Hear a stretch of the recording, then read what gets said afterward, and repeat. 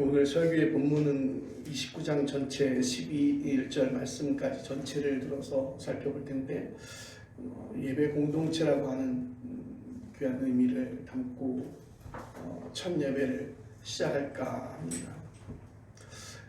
교회는 본래 교회 예배 공동체라고 종종 이야기를 드립니다. 예배를 예배답게 드리는 것은 어떤 것일까? 교회가 교회다워진다는 뜻은 어떤 것일까? 우리에게 예배는 그만큼 크리스찬에게는 중요한 것이고 또 교회가 가장 지켜야 될 덕목이라고 생각이 되어집니다. 교회가 예배 공동체라고 한다면 예배를 드리는 것 그 본질적인 의미가 우리 교회가 어떻게 서야 하는지를 설명하고 있다고 생각이 되어집니다. 그러니까 기독교인들이 개인들이 예배를 예배답게 드릴 때 기독교의 영성 안으로 깊이 들어갈 수 있다는 사실들을 우리는 기억해야 할 것입니다. 우리는 그렇게 생각합니다. 예배는 일정한 시간에 함께 드리는 예배 행위다. 그렇게 얘기를 하고 있습니다. 예배는 일정한 시간에 함께 드리는 예배 행위다. 그런데 일정한 시간에 함께 드리는 예배 행위라고 생각하는데 우리 삶의 전반적인 태도에 해당한다는 사실을 여러분 기억하시길 바랍니다. 어떤 사람이 그런 이야기를 한 것을 언뜻 들은 적이 있습니다. 공부를 잘 하지 못하는 학생은 책상에 앉아 있는 시간이 곧 공부한 시간이라고 믿는다는 거죠. 그런데 실제로 공부를 잘 하는 학생은 그의 삶 전체가 공부하는 데에 특화되어져 있다는 거예요. 실제적으로 이렇게 책상에 앉아서 공부하는 시간이 그렇게 많지 않아요. 하지만 그의 24시간 전체가 그의 세포가 반응할 때 공부하는 데에 거기에 초점을 맞추고 있다는 것입니다. 예배하는 우리들의 자세는 예배 시간, 우리가 일정한 시간을 통해서 예배를 드릴 때만 있는 것이 아니라 우리가 우리의 삶 속에서 그 예배가 녹아져야 된다는 것입니다. 우리가 찬양하고 기도하고 설교하고 예배하는 모든 이 순서들이 하나님의 영광에 직결된다는 것입니다. 하나님의 영광을 경험하는 것, 그것이 기독교 신앙의 핵심 요체라는 뜻이기도 합니다. 오늘 설교 본문 말씀인 시편 29편 1절 말씀부터 2절 말씀이 이를 정확하게 짚어주고 있습니다. 너희 권능 있는 자들아 영광과 능력을 여호와께 돌릴지어다. 여호와께 그의 이름에 합당한 영광을 돌리며 거룩한 옷을 입고 여호와께 예배할지어다. 아멘. 여호와께 예배할지어다라고 하는 이 문장을 공동 번역은 이렇게 말하고 있습니다. 야훼께 머리를 조아려라. 야훼께 머리를 조아려라. 그리고 현대 독일어 성경은 그분 앞에 엎드려라 그렇게 번역하고 있습니다. 예배라고 하는 말과 영광을 돌리라고 하는 말은 개념적으로 똑같은 말씀입니다. 일종의 우체 투지처럼 자기를 완전히 낮추는 거룩한 의식입니다. 간혹 경배와 찬양이라고 하는 말을 여러분들 들어보셨을 거예요. 경배와 찬양에서 그 예배에서 보듯이 자신이 하나님의 사랑을 받는다는 사실에 도취돼서 멋들어지게 찬송을 부르며 춤추는 게 거룩이다, 영광을 돌리는 것이다, 그렇게 보기 좀 어렵습니다. 그냥 납작하게 자기를 낮추는 태도라고 보면 안 되는 것입니다. 토네이도 한복판에 우리가 빨려 들어갔거나 들판을 걸어가는 중에 번개와 천둥을 동반한 아주 강한 비바람을 만났다고 상상해 보십시오. 몸을 웅크리고 땅에 엎드려야 생존할 수 있습니다. 저는 그것이 곧 예배의 본질이라고 생각합니다. 이런 예배 태도와 본질이 설교 본문에는 여호와의 소리라는 표현으로 반복되어지고 있습니다. 7번이나 나옵니다. 여호와의 소리는 세상의 모든 것을 압도합니다. 3절은 여호와의 소리가 물 위에 있으며 영광의 하나님이 우레소리를 낸다고 했습니다. 고대인들은 하늘 너머에 물이 있다고 생각했기에 우레소리가 물 위에서 내려온다고 본 것입니다. 그 하늘 또는 하늘 너머는 사람이 통제할 수 없는 힘의 근원입니다. 그곳에서 여호와의 소리가 울립니다. 5절은 여호와의 소리가 백향목을 꺾는다고 했고 7절은 여호와의 소리가 화염을 가른다고 했습니다.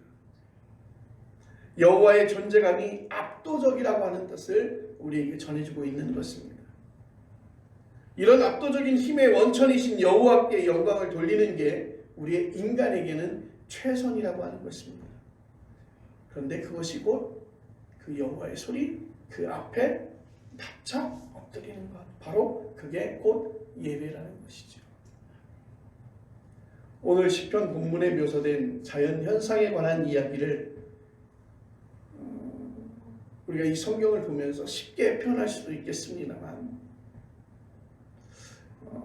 그리고 그 예전 고대인들, 이 성경을 기록하거나 이 성경을 기록하는 시대에 살았던 그러한 사람들은 우주 물리학을 몰라서 저런 소리를 한다고 이야기할 수도 있습니다. 오늘 우리가 세상과 우주와 역사를 알아야 얼마나 알겠습니까? 저는 과학을 부정하지 않고 폄하하지도 않지만 성경과 신학이 모든 문제에 그 해답을 제공하고 있다고 고집부릴 생각도 없습니다. 오늘 자연과학은 세상을 읽고 이해하고 해석하는 여러 관점 중에서 하나라는 사실을 인정해야 할 것입니다. 다만 그것을 절대화하지 않는 것이 좋을 것입니다. 무한 숫자에 해당하는 껍질이 있는 양파, 자연과학은 그 양파의 중심이 아니라 하나의 껍질층을 알아가는 과정이라고 생각이 되어집니다. 그 껍질 안으로 들어가면 또 하나의 껍질이 나오고 그 또 하나의 껍질을 이해하는 데 자연과학은 도움을 줄 수는 있지만 그 중심에 무엇이 있는지, 그 중심에 무엇을 갖고 있는지는 알지 못하는 것입니다. 오히려 철학과 신학이 도움을 주는 것입니다. 그런 철학과 신학의 전통이 성경에 들어있다는 사실을 여러분 기억하시길 바랍니다. 우리는 그런 전통에서 세상을 살아가는 하나님의 놀라운 사람들입니다. 그래서 예배를 삶의 중심으로 삼아가고 있는 것이죠.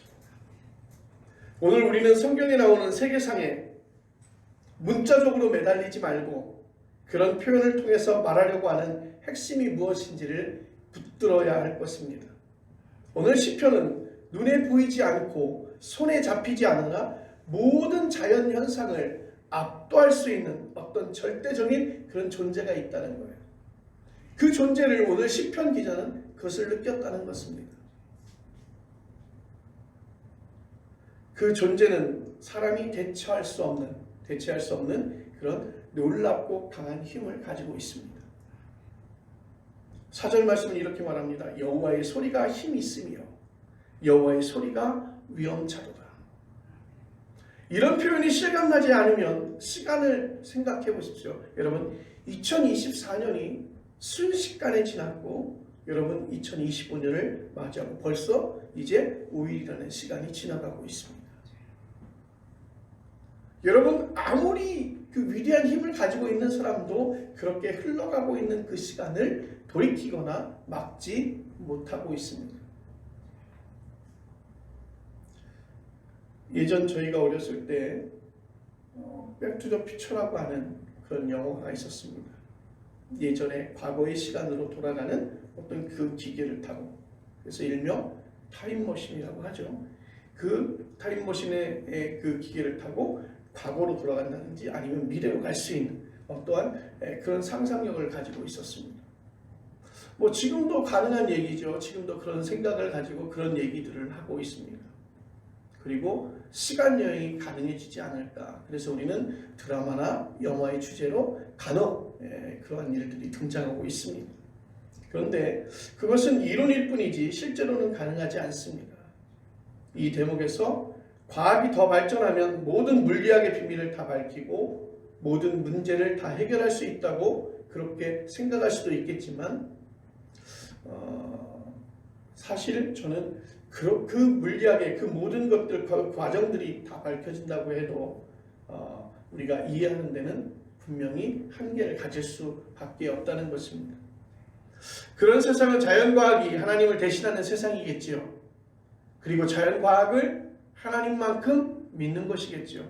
그럴 리 없지만은 오늘 그런 세상이 오더라도 저는 그런 세상에는 살고 싶지 않습니다. 그래서 우리가 지금 이곳에 모여서 하나님 앞에 예배하는 것입니다. 그리고 우리는 하나님을 섬기는 것입니다. 내일 나에게 무슨 일이 일어날지를 인공지능 컴퓨터가 미리 알려주는 세상은 인간 세상이 아니라 기계 세상일 테니까요. 저는 오늘 시편 기자가 말하고 있는 그런 여호와의 목소리를 듣고 바로 그분을 예배하면서 살고 싶습니다. 열린 미래의 주관자이신 그 하나님께 저의 현재와 미래를 완전히 맡기겠다고 하는 그런 마음입니다. 여호와께만 영광과 능력을 돌리라고 하는 말, 인간 실존의 한계가 얼마나 분명한지를 뚫어보고 있는 말씀이지요.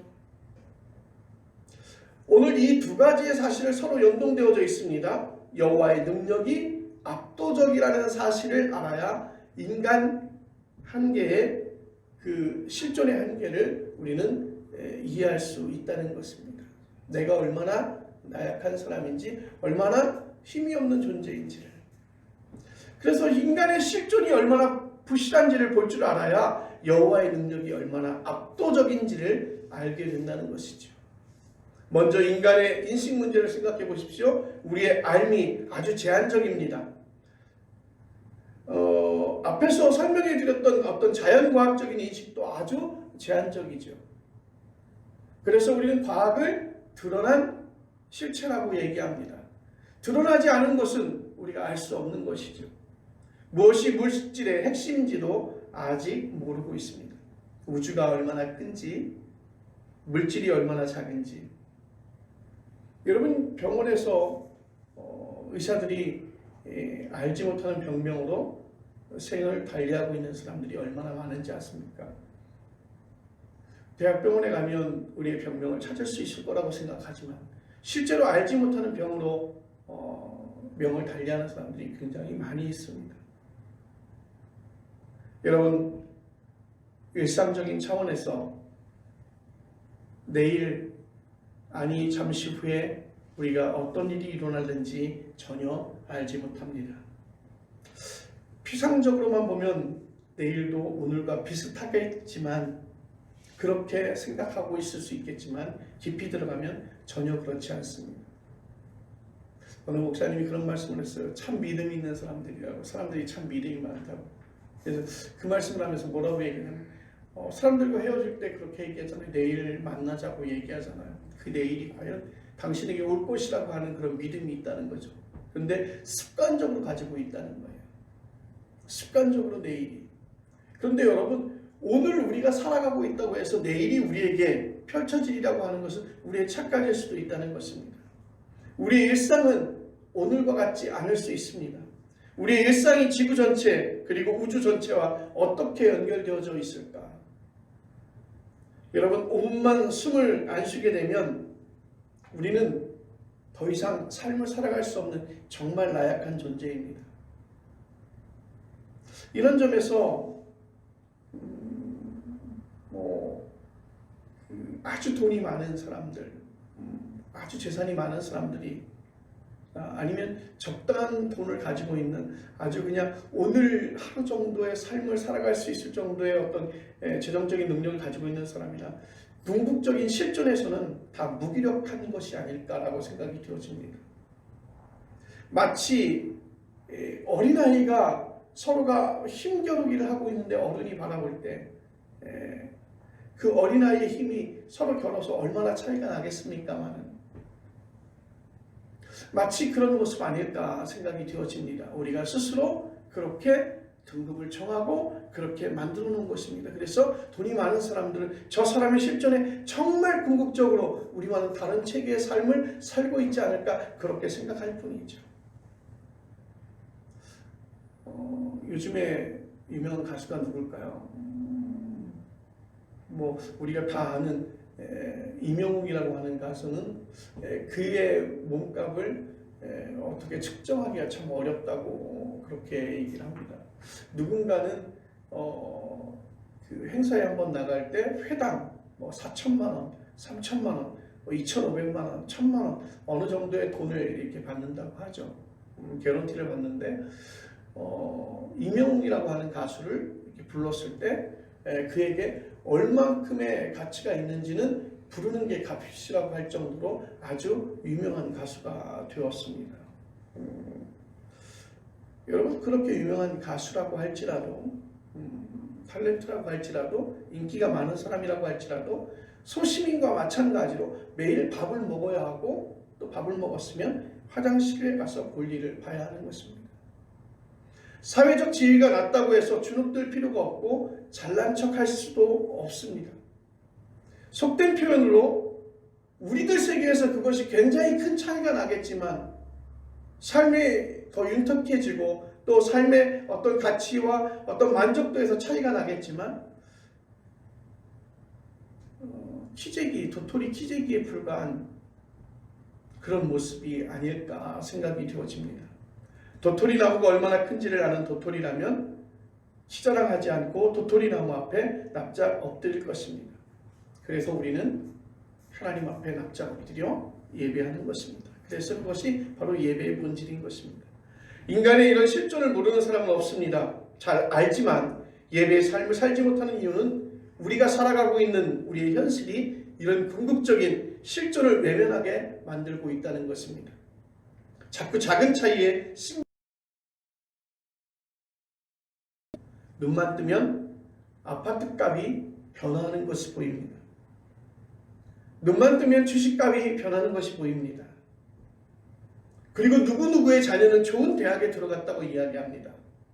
그리고 누구는 이제 노후 자금이 얼마나 필요한데 얼만큼을 준비했고 어떻게 살아갈지에 대한 것이 필요 등등을 우리는 우리의 눈앞에서 우리의 생각 앞에서 우리의 삶의 앞에서 그래서 우리의 삶을 과도하게 그러한 내용들이 지배하고 있습니다.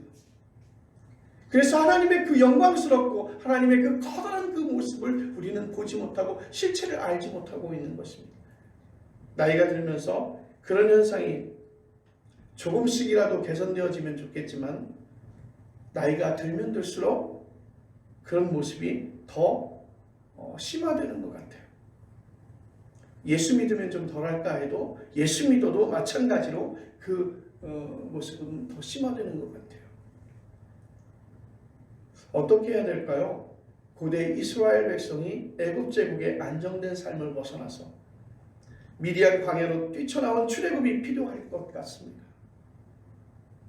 실제로 모세가 그들을 애굽에서 출애굽시켰을 때에 그들의 삶은 사실 자유는 없었겠지만 굉장히 윤택한 삶이었어요. 삶에 있어서 그들은 걱정하지 않아도 되는 안정된 삶이었습니다. 애굽 안에 머물러 있는 한 그 체제의 절대적인 영향을 받을 수밖에 없겠지요. 그런 출애굽이 오늘 21세기를 사는 우리 모두에게 가능할까? 실제로 가능하다면 그 구체적인 방법은 무엇인지 우리는 진지하게 생각하며 살아야 할 것입니다. 그 답을 찾는 데 조금이라도 도움이 될까 해서 오늘 이 말씀을 우리에게 집중하자는 것입니다. 여호와께 예배하라. 예배할지어다. 예배할지어다라고 하는 여호와께 예배하라고 하는 말의 이면을 눈여겨보시라고 말씀을 드립니다. 그 이면은 사람이 스스로 영광을 받으려는 예배 받으려고 하는 행태에 대한 강력한 경고를 가리키고 있습니다. 시편은 근동의 여러 제국이 흥망성쇠를 반복하면서 주변 나라를 지배하는 것을 보았습니다. 그런 제국은 자신들을 절대화했습니다. 그들이 자랑하는 군사, 문화, 경제, 예술 모든 것들 주변 사람들을 두렵게 했습니다. 제국의 황제는 신으로 추앙받았습니다. 자신들의 절대화를 방해를 받는다고 판단되면 전쟁을 불사했습니다. 절대화는 제국의 삶의 파괴와 직결되어졌습니다. 겉으로는 무엇인가 있어 보이지만 실제로는 공허한 것입니다. 일종의 우상입니다. 우상 숭배를 성경이 강하게 비판하는 이유는 우상에게는 생명의 능력이 본래 없기 때문인 것입니다. 우상은 영광을 받을 만한 존재가 못 된다는 것이에요. 그럴듯해 보이고 그런 모습을 가지고 있지만 실제 그 중심에는 영광을 받을 만한 존재가 되지 못한다는 것이에요. 자격이 안 되는데 영광만 구하면 결과가 어떻게 되겠습니까? 그래서 성경은 오직 여호와께만 영광을 돌리라고 그렇게 말씀하고 있는 것입니다. 오늘 이 시대를 살아가고 있는 우리는 싶다는 그 유혹에서 우리는 자유롭지 못합니다. 정치에 의해서 민주화가 되었고 경제적으로 잘 살게 되었지만 자기 영광을 향한 열망은 끝나지 않습니다. 고대 사회처럼 제국은 아니나 여전히 그 제국의 흉내를 내는 나라가 지금도 많이 있습니다. 옛날의 제국이 오늘날의 초국가 기업이 되었는지도 모르겠습니다. 얼마 전까지 우리는 우리의 입을 통해서, 우리의 현장을 통해서, 많은 뉴스를 통해서 우리는 우리 현재 한국 사회를 들여다보고 있습니다.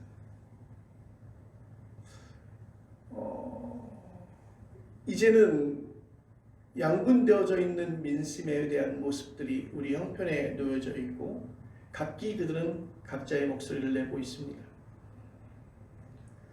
우리의 부도덕성, 정직하지 못한 것이 또한 생각과 또 그 모든 것들이 온전히 반영되지 못한 그런 세계를 살고 있다는 것입니다. 여러분 자신이나 다른 사람에게 영광스러운 일들을, 그러니까 자랑거리가 될 만한 일들을 손에 꼽아보십시오. 자식들을 훌륭하게 키웠나요? 자식들이 훌륭한지 아닌지 무엇으로 알 수 있을까요? 우리의 삶을 어떻게 살아왔는지, 우리가 얼마나 정직하게 살아왔는지, 얼마나 자랑할 만한 삶을 살아가고 있는지, 그리고 칭찬할 수 있는지. 칭찬은 고래도 춤추게 한다고 말합니다. 칭찬에 인색할 필요는 없습니다. 그러나 사람은 본래 착하지 않습니다. 착하게 살려고 노력할 것입니다. 그런 노력도 없으면 세상이 너무 비참해지는 것이죠. 착하게 살려고 지나치게 애쓰다가 병든 사람들도 있습니다. 늙어도 미모를 잃지 않는 배우나 가수가 있습니까? 그걸로 행복하지는 않을 것입니다. 여러분, 그걸 유지하려고 노력하는데 얼마나 애쓰고 수고가 엄청난지 아십니까? 우리 주변에 보십시오. 방부제와 같은 사람이 있다고 얘기하죠. 여러분, 실제로 우리는 그 사람을 TV에서 한두 번 정도 봅니다. 그리고 10년에 한 번씩 그 사람의 소식을 들을 뿐입니다.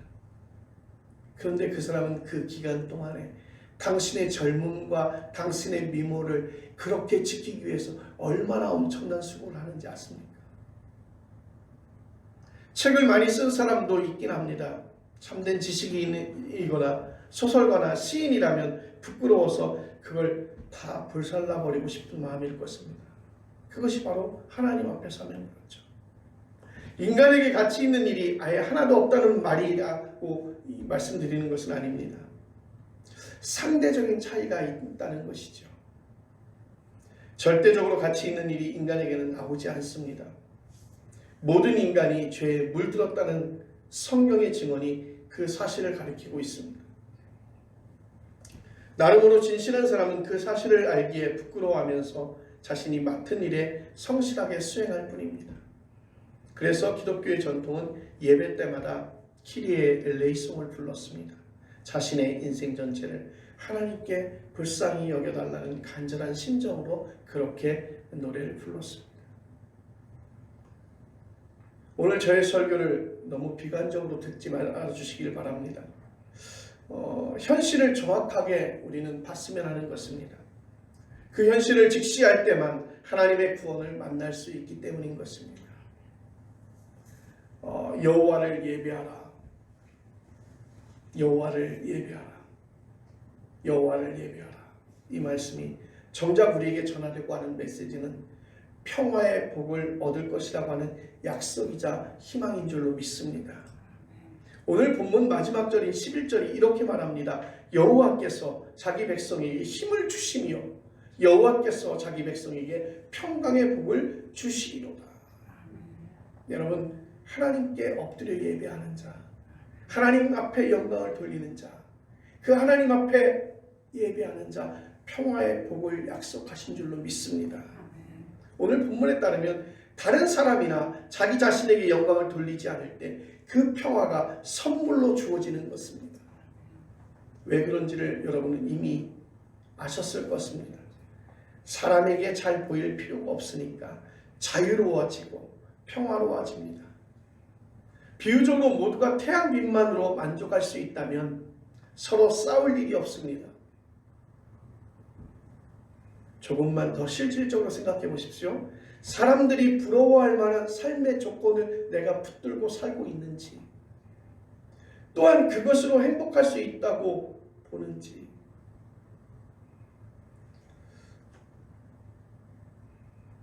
목사의 소망은 아마도 성전 건축일 것이에요. 정말 멋진 성전을 짓고 내 평생에 멋진 성전을 짓고 하나님 앞에 헌당하고 예배하는 거예요. 근데 왜 목사의 그 소망 중에 가장 큰 소망 중에 성전 건축일까요?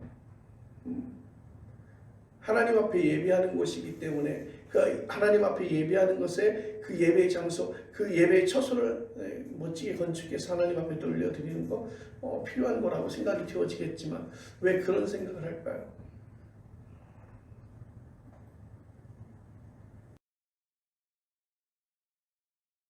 건축한 사람이야. 저 교회 얼마 드렸는지 알아요? 저 교회는 어떻게 대리석을 깔았으며 저 예배당은 몇 석의 예배당이 들어가는지 아십니까? 그리고 그런 교회당을 지은 목사를 바라보면서 부러워하죠. 근데 그 교회를 건축한 목사는 전혀 행복하지 않을 수 있습니다. 교인들에게 그 건축을 하기 위해서 헌금 강조하다가 성경적이지 않은 내용을 이야기했다는 게 계속 마음에 걸리죠. 마치 캐톨릭에서 면죄부를 팔았던 것처럼 성전 건축을 위해서 성경적이지 않은 방법으로 그 교인들에게 헌금을 강요했을 수도 있습니다. 그러한 것들이 마음에 걸려요. 건축 과정에서 남은 빚도 갚을 걱정도 많이 있습니다. 개혁적인 목사도 진보적인 목사도 도덕적인 목사도 다 마찬가지입니다. 그래서 모든 사람의 마음에 드는 설교가 무엇인가를 찾아서 그 설교를 하는 것이에요.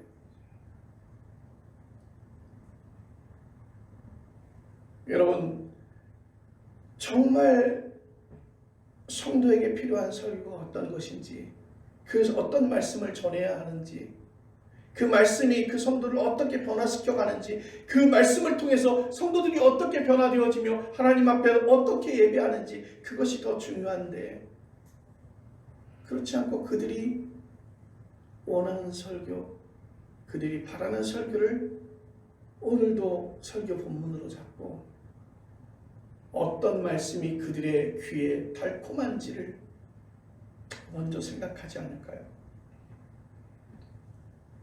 물론 예수님의 모든 설교가 아멘으로 받아들여지지는 않습니다. 모든 사람에게 존경받는 목사가 될 생각도 없습니다. 목사에게는 원래 그런 능력이 없습니다. 없는 능력을 있는 것처럼 포장하려다 보니까 하나님과의 관계가 이렇게 어그러지는 것이죠. 평화를 얻지 못하는 것이죠. 보이면 보이는 대로, 들리면 들리는 대로 하나님의 압도적인 힘을 선포해야 될 줄로 믿습니다. 그게 목사에게는 하나님께 영광을 돌리는 것이며 하나님께 예배하는 것 아니겠습니까? 이제 2025년이 시작이 되었습니다. 이제부터 시작해서 한 해가 끝날 때까지 우리는 여호와께 예배하라는 이 시편의 외침 안으로 더 깊이 한 발자국 한 발자국 들어가기를 원합니다. 훨씬 더 납작 엎드리는 삶의 태도를 여러분 갖추기를 원합니다. 자기의 영광을 구하지 말고 하나님의 압도적인 능력에 사로잡히시기를 바랍니다. 예수 그리스도께서 그렇게 사셨습니다. 우리는 그의 제자들입니다. 자고 우면하지 말고 남의 떡이 더 큰지 확인하려고 허둥대지 말고 세상에서 불이익을 당하지 않을까 하고 신경 곤두세우지 마시고 하나님의 사랑에 사로잡혀서 살아가시는 여러분들 되어지기를 바랍니다. 그럴 때 하나님께서 허락하시는 놀라운 평화의 복을 얻게 될 줄로 믿습니다. 기도하겠습니다.